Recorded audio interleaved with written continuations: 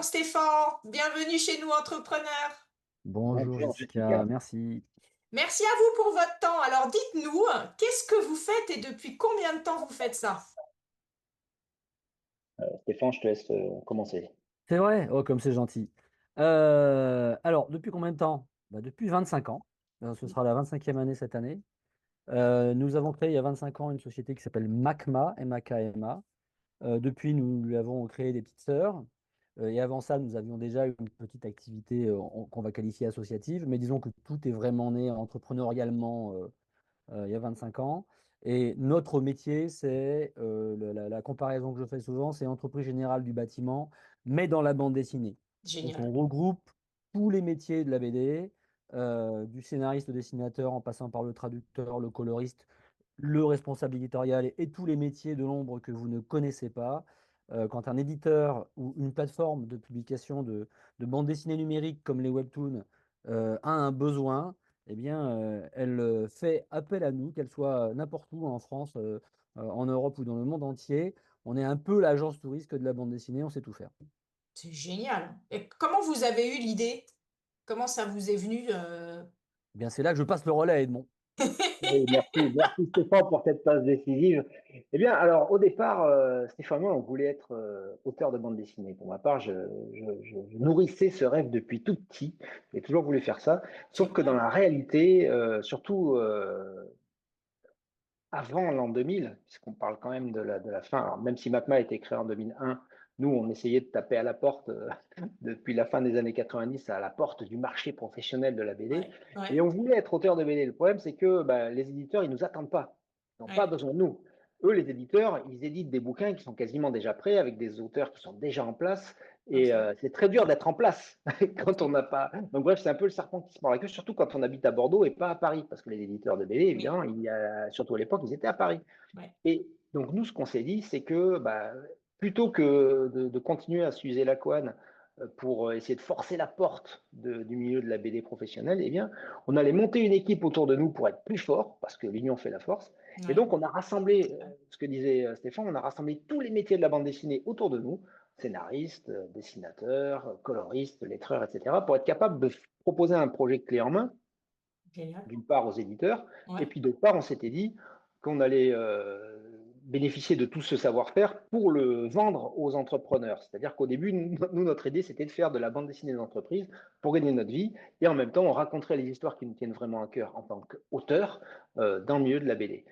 Bon, évidemment, les choses n'ont pas tourné de manière aussi simple, et ça a été plus dur qu'on croyait de rentabiliser ces activités. Mais finalement, on y revient aujourd'hui, on a fini par retomber sur nos pattes. Et donc aujourd'hui, nous sommes bien auteurs de BD et nous vendons aussi nos services de storyteller et de graphistes, de bande dessinée et autres, puisqu'on fait plein d'autres choses maintenant, notamment dans le transmédia, aux entreprises et aux entrepreneurs. Ah, génial.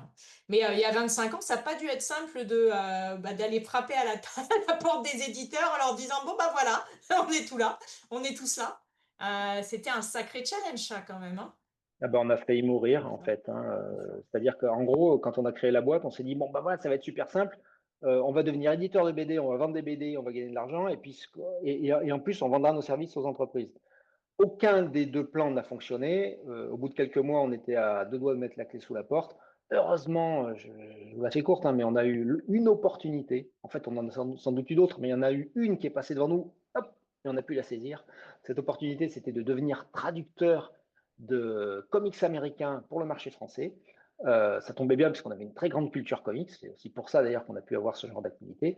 Et bah, c'est cette petite activité qui nous a permis de mettre le pied dans la porte du monde de la BD professionnelle, puisque de fil en aiguille, on a commencé par vendre des traductions de comics américains, puis du lettrage de bande dessinée, puis Génial. ensuite d'autres services comme la colorisation, puis ensuite, au fur et à mesure, une fois qu'on est en contact permanent avec les Ouais. éditeurs de BD, bah, on arrive à leur vendre d'autres choses. Mais au départ, nous, on voulait vraiment raconter nos histoires, et on a commencé en réalité par adapter les histoires des autres, mais ce qui est une excellente école. Ah ouais, super. J'adore parce que vous êtes en plein dans le storytelling. C'est formidable. Alors justement, avec cette adaptation de business, qui sont vos clients? À qui vous vendez? Adaptation de business? On n'est J'ai pas plus compris la vraiment question. dans le. C'est ce que disait un peu Edmond, Oui, on a c'est que vous avez pivoté. commencé sur les BD, mais je comprends que maintenant Ah, vous très allez bien. vous vendre Eh à ben, eh d'autres ben, entreprises, c'est ça? eh ben, je prends le relais, en tout cas pour une partie de la réponse à la question. Alors, on continue quand même à vendre nos services à des éditeurs. Ok. On n'arrête pas ça, au contraire. Ouais. On accentue et on vend nos services, ceux qu'on vous a présentés tout à l'heure et qu'on Ouais. voit derrière moi. Oui, c'est génial. euh, à, euh, Notre particularité, c'est qu'on les vend maintenant à des éditeurs et des plateformes dans le monde entier. Avant, Ah on oui, travaillait surtout pour super. la France. Ah oui, ok, d'accord. Donc, on travaille vers toutes les langues, pour toutes les langues, et surtout sur de nouveaux métiers. D'accord. Disons que notre changement s'est opéré sur deux aspects. Le premier, c'est les médias sur lesquels on opère. C'est-à-dire que nous, ce qu'on est, c'est des créateurs d'histoire, ça vous l'avez compris, mais on est aussi des dessinateurs d'histoire. On crée des univers intégralement. On crée ce qu'on appelle maintenant des IP, donc en fait des œuvres originales, des licences, comme la licence Star Wars, comme la licence Mhm. Disney, comme tout ce que Mhm. Marvel, enfin voilà, tout ce que Mhm. vous connaissez qui circule partout. Donc nous, notre métier, c'est de créer des œuvres qu'on appelle transmédia, capables d'avoir une vie sous une forme ou sous une autre. Une forme, c'est la bande dessinée, une autre, c'est le dessin animé, une autre, c'est le jeu vidéo, Ah et oui, au milieu de d'accord, ça, ok. il y a plein d'autres choses. Ces derniers temps, par exemple, on a réalisé, grâce à une des entreprises qu'on a créées qui s'appelle Flibus, qui est en partenariat avec une autre qui s'appelle Decoy, enfin, on a plein d'entreprises partenaires et plein de freelance qui travaillent avec nous. On a un gros réseau. Donc, on a créé, par exemple, un jeu en réalité augmentée qui s'appuie sur une licence qui s'appelle Les Protecteurs des Neufs. Un jeu en réalité augmentée qui est une sorte d'escape game qui permet de visiter les lieux culturels. On Génial. a aussi créé, je crois que ça apparaît derrière moi, hop, un jeu qui s'appelle Skynesis. Mhm. Skynesis, c'est un jeu qu'on a créé pour l'APEC. On a créé tout un univers solarpunk, futuriste, très manga, qui pourrait d'ailleurs et qui donnera certainement lieu à un manga et à d'autres formes narratives, mais qui pour l'instant est un jeu que vous pouvez télécharger. On a dépassé les 20 000 téléchargements en 3 mois, donc gros succès pour ce jeu, qui est un jeu en Super. fait réalisé pour l'APEC, donc dans un contexte un peu particulier, mais qui est un vrai jeu, un serious game très chouette. Donc, en gros, on a étendu le champ de nos capacités créatives et désormais, on les met effectivement au service, disons, d'organisation au sens large, de grandes causes, de choses qui ont du sens. Vous êtes une entreprise, vous êtes une organisation culturelle, vous voulez toucher un public large, vous voulez le toucher en lui parlant différemment, vous ciblez surtout les générations, comme les générations Z ou les générations alpha, qui sont sur leur téléphone, qui zappent beaucoup et qui Mhm. ont besoin qu'on leur raconte des histoires. Eux, leur vie, quand ils rentrent au collège, c'est de lire des mangas. Eux, ce qu'ils veulent quand ils grandissent, c'est de lire des webtoons ou de lire des web novels ou de regarder des web-séries. Eh bien, c'est ça qu'on met à votre disposition, toutes entreprises confondues, tout acteur culturel qui cherche à avoir des visiteurs dans ses musées, enfin, tout ce genre de choses, en fait. Ah, Donc, c'est nous, génial. voilà, ce qu'on construit, c'est ça. Donc, Edmond, lui, grâce à une entreprise qui s'appelle Motclay, et il va en parler plus, construit toute la base narrative et le storytelling avec D'accord. son équipe. Et Flibusque et Macma construisent toute la partie transmédia et la partie créative, dessin, scénario et ce genre de choses. C'est Voilà. génial. Super. Et alors, bon, la première idée qui me vient, c'est l'impact de l'IA qui doit encore plus décupler vos capacités et ce que vous pouvez faire. Comment vous vous adaptez à ça? L'IA, je sais Ouais. pas, j'en ai pas entendu parler encore. C'est quoi? Ah, Non, je c'est déconne. un truc Edmond, avec je un te laisse petit. la parole sur ce sujet. L'intelligence artificielle, ça va bouleverser à la fois notre métier, mais toute la société et tout ce qu'on connaît et Ouais, tout ce qu'on a connu et tout ce qu'on va connaître. C'est impossible de savoir dans 10 ans où on en sera, ouais. tellement on est positionné là aujourd'hui sur une espèce de courbe ascendante, comment dire, logarithmique, quoi. On ne sait pas Ouais, jusqu'où c'est ça va aller, génial. Ouais. exponentielle. Mais ça veut dire que les changements, ils vont être très très durs, évidemment à anticiper, mais même à dompter. Mm. Et donc nous, ce qu'on essaye de faire, c'est de considérer l'IA comme un outil avant tout, non pas pour Bien sûr. remplacer nos collaborateurs, mais pour leur permettre de devenir à leur tour des super-héros, hein. Nous, on a Ouais, grandi en lisant exactement. des super-héros. Moi, les super-héros, c'est toute ma culture. Aujourd'hui, on est à ça, de devenir tous des super-héros Ouais, c'est top. en étant augmentés grâce à l'IA. Ouais. Et le but, c'est de garder notre humanité, Mm. parce que l'humain plus l'IA, ça peut être ultra puissant, mais ça peut être ultra puissant qui va dans un mur ou dans une direction qui n'est pas intéressante, et ça peut être ultra puissant qui va dans la bonne direction si l'humain qui est aux commandes, eh ben, il est capable d'amener ce petit supplément d'âme qui donnera le sens de toutes les créations qu'on fera, qu'on accomplira grâce à l'IA. Donc aujourd'hui, c'est comme donner une Lamborghini à quelqu'un qui vient de passer son permis et lui dire vas-y mec, fais-toi plaisir. Bah, c'est pas toujours une bonne idée parce que très vite, au bout de, bah, d'ailleurs très très vite, hein, justement, au bout de 500 mètres, au premier virage, il risque d'avoir une surprise. Donc on doit nous-mêmes apprendre à dompter la puissance du moteur de l'IA, on doit apprendre aussi à avoir des circuits qui sont adaptés à notre fonctionnement. Bref, toute la société est en train de s'adapter. Aujourd'hui, l'IA permet aussi de faire du sur-mesure très vite. Oui. Beaucoup plus qu'autrefois. Et d'ailleurs, ça peut être rentable de raconter une histoire sur un marché ultra niche, peut-être de 50 personnes, alors qu'autrefois, pour raconter des histoires, eh ben, il fallait faire des films qui allaient être vus par des millions de gens. Aujourd'hui, on peut rentabiliser quelque chose qui va être vraiment consommé du quasi sur mesure. Donc, pour reprendre l'image des franchises dont parlait tout à l'heure Stéphane, en gros, nous, on conçoit maintenant des univers qui peuvent être racontés de plein de manières différentes. Il y aura des manières qui seront à l'ancienne, old school, avec un dessinateur qui dessine au crayon à papier, qui encre à l'encre de Chine, des coloristes, des lettreurs, des gens qui ont vraiment mis du jus de cerveau dedans, d'une part. Mais on aura aussi, pourquoi pas, dans le même univers, des options où bah, les gens ils pourront lire leur webtoon, par exemple, sur un téléphone portable, et pourquoi pas dialoguer en direct avec les personnages, parce on aura programmé une IA qui comprend, enfin, qui se met à la place des personnages, et on pourra discuter en temps réel avec ces personnages. Bref, il y a plein de possibilités. Oui, il y a plein de possibilités. Et on ne sait pas lesquelles seront les prioritaires et lesquelles seront les plus intéressantes pour le public, mais on Ça essaiera doit d'être être à assez l'écoute. excitant parce qu'on est un peu quand même au début d'un nouveau monde, quelque part, avec des La, la nouvelles con- possibilités, avec Bien voilà, sûr, des nouveaux la, apprentissages. Ça la doit être assez conséquence excitant. directe, il y a une conséquence directe dans ce que vous êtes en train d'évoquer tous les deux, sur laquelle on travaille en ce moment. La conséquence directe, elle est quand même, on parle de business de gens qui travaillent, qui gagnent de l'argent avec. Donc à un moment donné, le portrait, on le voit, il se passe plein de trucs, il faut savoir ce qu'on en fait. Oui, Nous, on a deux solutions à notre échelle, à l'échelle de notre entreprise ou de nos entreprises. C'est soit on regarde ce que font les autres avec l'IA et qui nous l'imposent à nous et qui changent nos métiers et qui ok. du coup qui nous posent un problème. Parce qu'en Ouais, l'occurrence, nous, on connaît nos métiers, on sait comment on fait les choses.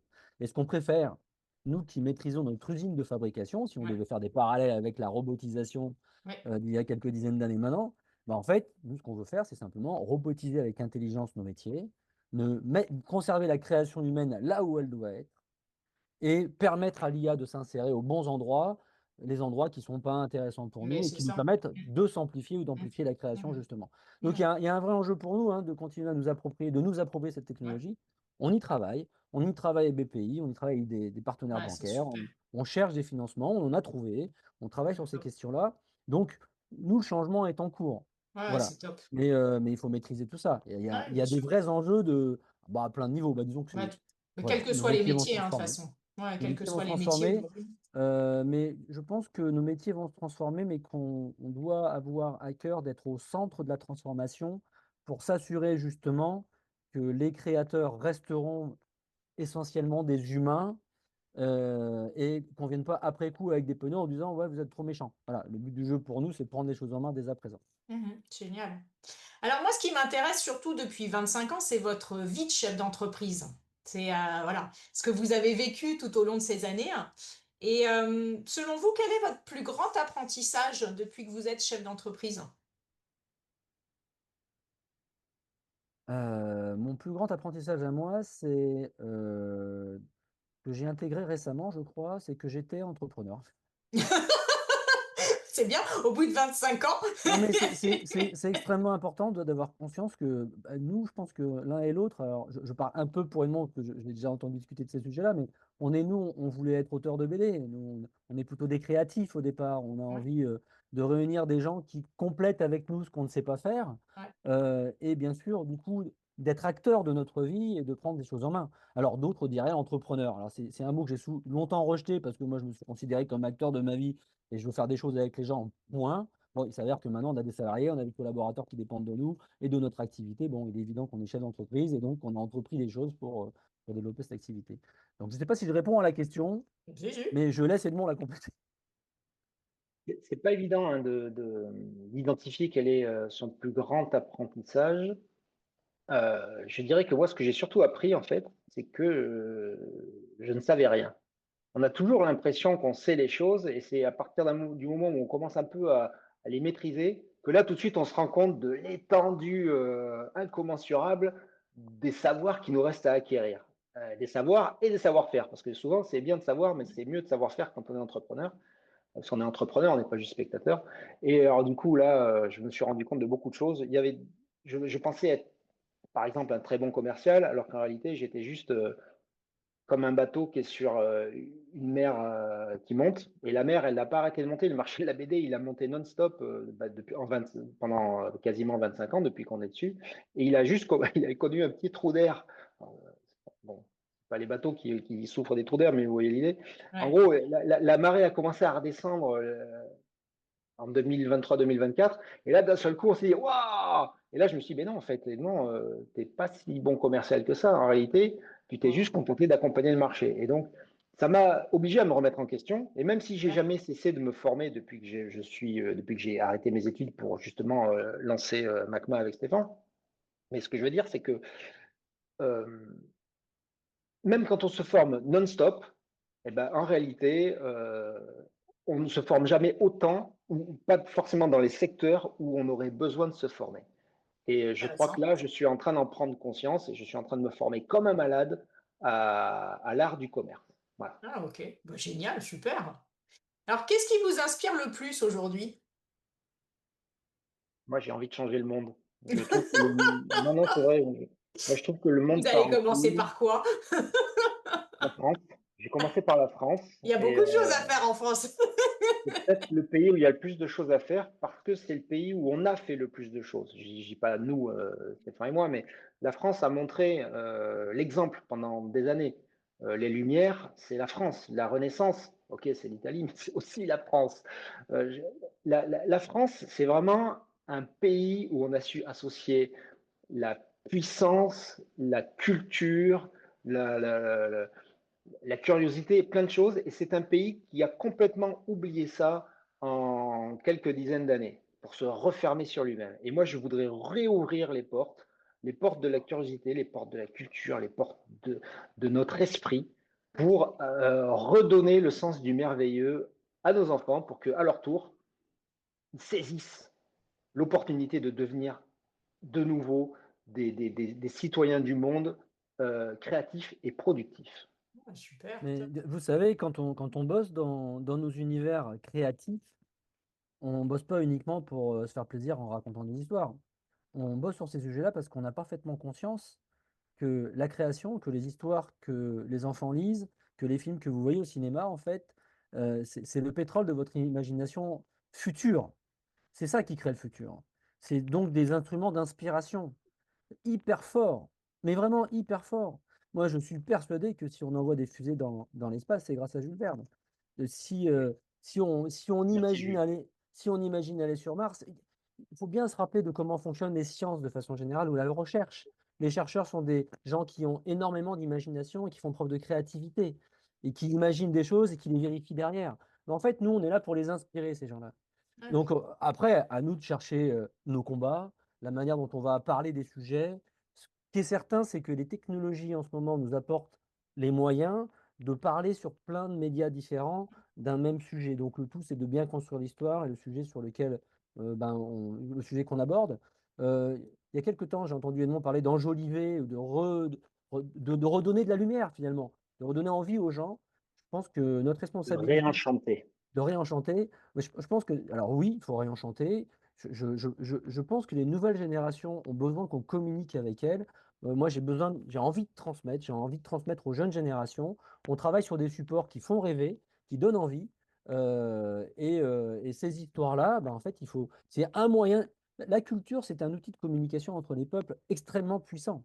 Les histoires aussi. En quelques images, on raconte énormément de choses. Donc, je pense qu'on peut parler entre les peuples, on peut parler entre générations.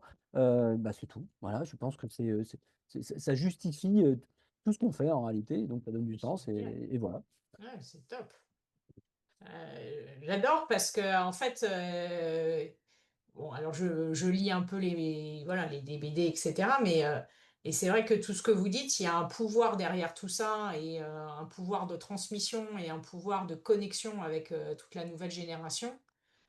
Et puis de les emmener sur des chemins où vous pouvez les sensibiliser parce qu'aujourd'hui vous avez les outils pour les sensibiliser. Et c'est vrai qu'il y a un pouvoir phénoménal avec tout ça, donc c'est top, hein. C'est Ah, hyper mais c'est- inspirant. Merci à vous de m'inspirer. mais c'est avec plaisir. Mais c'est aussi pour ça, par exemple, moi j'ai bien compris que dans les entreprises, par exemple, dans le onboarding, quand on accueille de nouvelles Exactement. recrues qui sont Ouais, jeunes et qu'on a besoin de leur transmettre des informations sur la sécurité dans l'entreprise, ou bien sûr. sur plein de sujets administratifs un peu inintéressants. Ouais, Eh ben, en fait, rébarbatif. on leur file des bouquins ou on leur transmet des informations. Ben voilà, tu lis ça, mon bonhomme, et puis Ouais, dans une semaine, tu auras acquis des informations. Mais n'oublions pas qu'on est dans un monde qui se ludifie, que les générations qu'on recrute en ce moment, elles ont besoin de s'amuser, et que le jeu est un formidable moyen d'apprentissage. Et ben, il faut qu'on apprenne à l'utiliser. Nous, on le met à la disposition des entreprises. Voilà, on peut créer des visual novels, des serious games, et des alors, bandes c'est dessinées l'objectif pour les entreprises. de vulgariser vos services aux entreprises? Bien sûr, bien D'accord, sûr, ok. bien sûr, bien sûr, bien sûr, D'accord. bien Parce sûr. que là aussi, l'application dans l'entreprise, il y a plein de choses à faire, hein, Mais en termes de... on est, enfin, on est là. très Voilà. bien, c'est parfait. Mais c'est génial parce que c'est vrai que les opportunités, aujourd'hui, on ne se sert pas du tout de la BD, hein, mais il pourrait y en avoir tellement dans la communication interne et dans la communication externe. La chance qu'on a, c'est qu'on ne se limite pas à la BD qu'on imprimerait sur un livre et qu'on distribuerait aux gens. Ouais, On est maintenant sur de la BD numérique qui peut être interactive. C'est de et ça c'est dont ça. on parle. Donc Et d'un oui, seul bien coup, sûr. ça ouvre le champ des possibles. Ah bah Et nous, on complètement. maîtrise ça. Donc Ah ouais. voilà. Ah, c'est super, top. Qu'est-ce que vous avez appris sur vous-même au cours de votre parcours?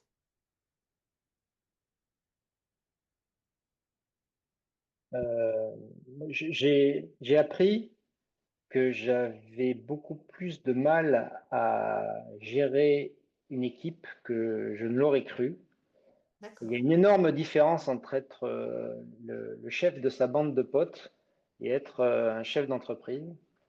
Et il m'a fallu beaucoup de temps pour le comprendre Ok. et maintenant je l'ai bien compris. Ok. On sent de l'amertume, des expériences pas faciles. C'est ça. Qu'est-ce que j'ai appris sur moi-même au cours de mon parcours? Eh bien, j'ai appris que j'étais capable de faire beaucoup plus de choses que je ne le croyais. Ok. Voilà. Génial. Super. Alors, à quoi ressemble l'avenir et selon vous, quel est le challenge que vous allez devoir relever?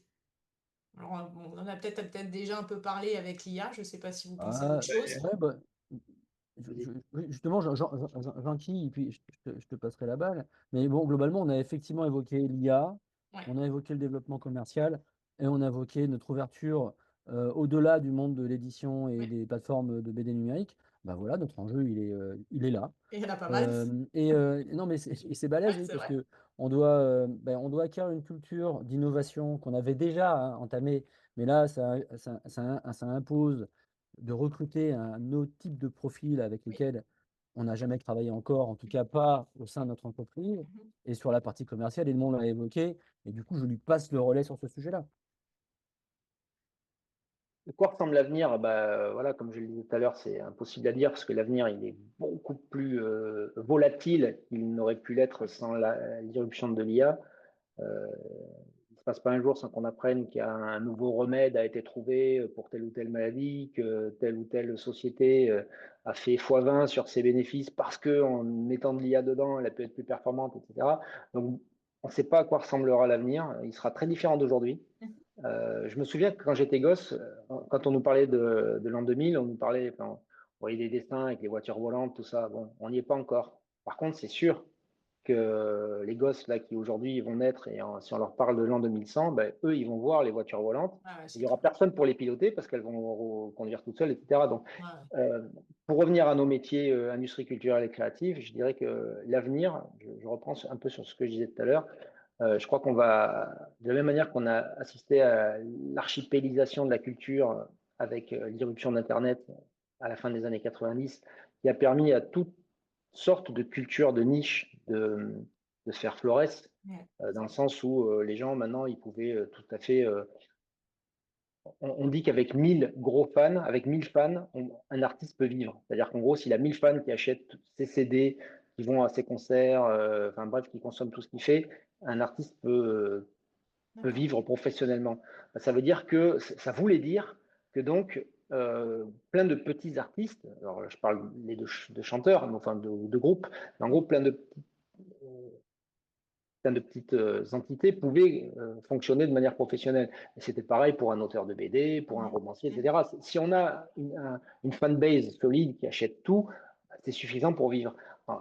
Aujourd'hui, il y a deux choses qui vont se passer. C'est qu'avec cette ultra archipélisation, parce que maintenant, au lieu d'avoir juste des marchés de niche, ce sera moi la niche, ce sera vous la niche, ce sera ma mère, ce sera qui vous voulez, mais ce sera une personne. Une personne pourra avoir son contenu sur mesure créé avec l'IA.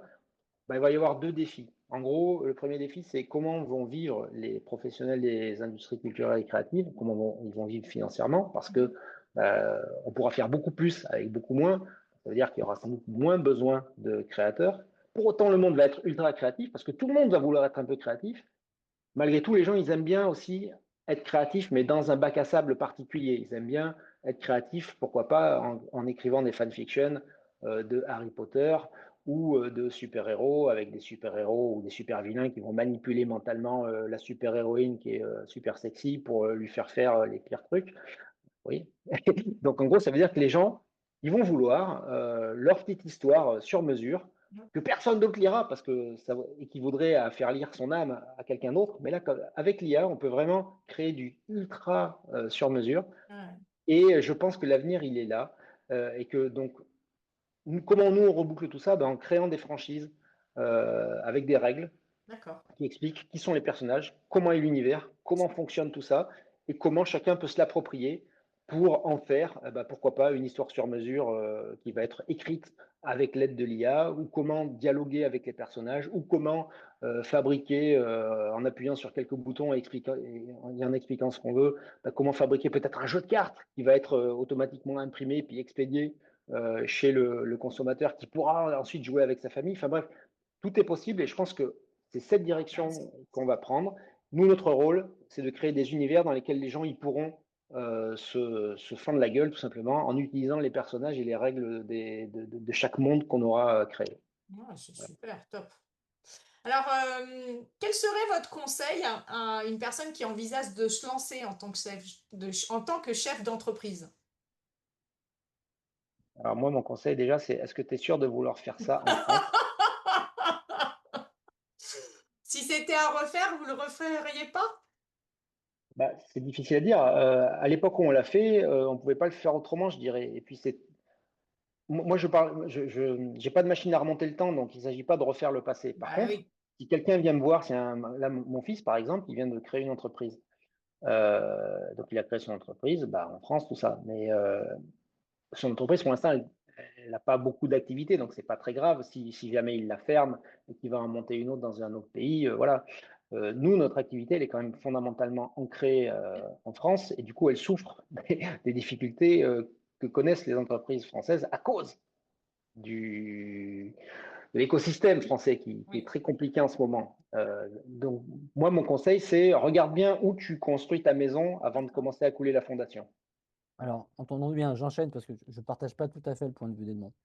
Je ne le partage pas tout à fait parce que moi, je suis confronté à des acteurs comme BPI qui sont extrêmement actifs et qui mettent Mm. plein d'outils à disposition des Oui. entrepreneurs. Oui. Et j'entends bien qu'il y a des taxes, qu'il y a des choses et qu'il y a des choses qui sont incertaines surtout. Donc, la première chose, c'est, avant de créer l'entreprise, c'est comprends bien l'écosystème dans lequel tu rentres. Et je pense que quelles que soient les règles du jeu du pays dans lequel tu es, entreprendre, c'est jamais un problème. Il faut simplement pas faire les choses à l'envers. Mhm. Qu'est-ce qu'on cherche à faire quand on entreprend? On cherche d'abord à créer un service ou un produit qu'on va vendre à quelqu'un. Mhm. Écoute, commence à bien concevoir ton service ou ton produit, teste-le auprès de premiers clients avant de faire quoi que ce soit. Donc en fait, si je devais revenir en arrière ou si je devais donner des conseils, c'est exactement ça, c'est teste, essaye. Et la réalité, c'est qu'en fait, c'est exactement ce qu'on a fait. Sache ce que tu veux. Sache ce que tu veux. Quelqu'un qui entreprend, c'est ce qu'il veut faire, il sait ce qu'il veut faire de sa vie. Tu veux être auteur de BD? Ok. Voilà ce qu'il faut faire.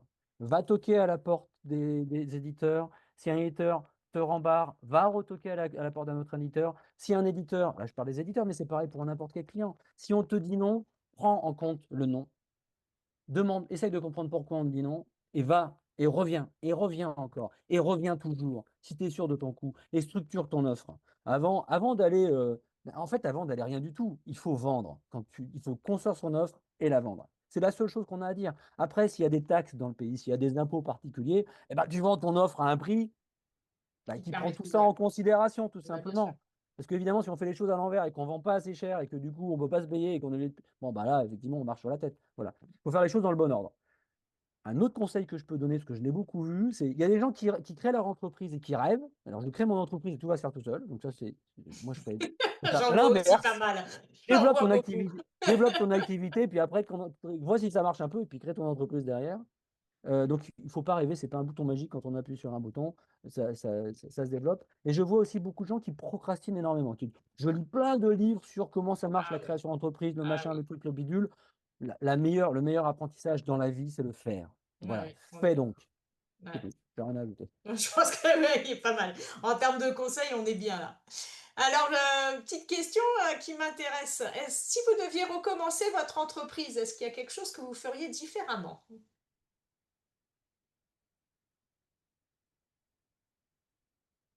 À titre individuel, je peux dire que je pense que je serais plus, avec les connaissances que j'ai maintenant, avec la compréhension de moi, hein, et Ouais. des autres, je pense que j'irais toquer beaucoup plus aux portes et j'insisterai beaucoup plus. C'est ce que j'évoquais il y a quelques Ouais, c'est minutes. ce que, c'est ce que vous disiez Voilà. en termes de Je- conseils, J'aurais, de ne pas accepter le non, j'aurais pas quoi. peur. Voilà. Il Ouais, faut pas ouais, avoir ouais, peur du non. Si on a peur du non, ouais, c'est même pas la peine de se lancer. ouais. Ok. Edmond? Bah, au niveau recommencer, je dirais qu'au début de l'entreprise, on n'a pas vraiment fait de conneries finalement. Alors, on a eu une croissance très très lente, mais Ouais. c'est aussi ce qui nous a évité les sorties de route.